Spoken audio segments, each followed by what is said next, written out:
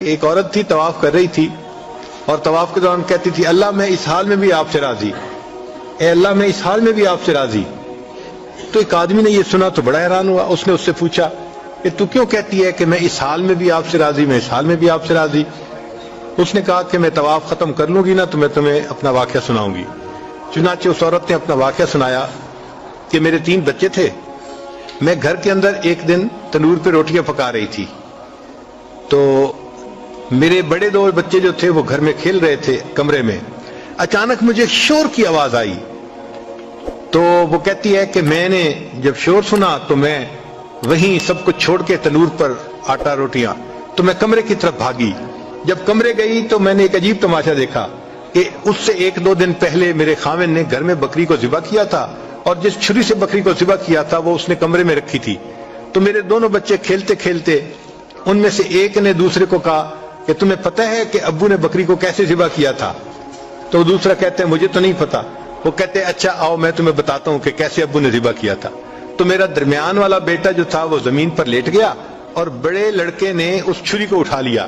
اب وہ چھوٹا بچہ تھا اور اس کو پتہ نہیں تھا کہ چھری کتنی تیز ہے، چنانچہ اس نے اس کے گلے پہ جو چھری چلائی تو گلا تو فوراً کٹ گیا اور خون کا فوارہ چھوٹنے لگا۔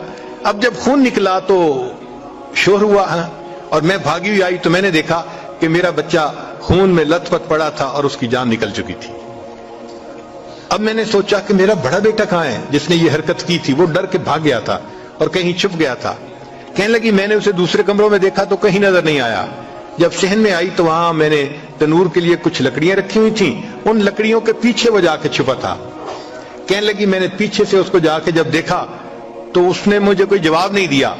جب میں قریب گئی تو مجھے پتا چلا کہ اس جگہ کے اوپر ایک سانپ بیٹھا ہوا تھا۔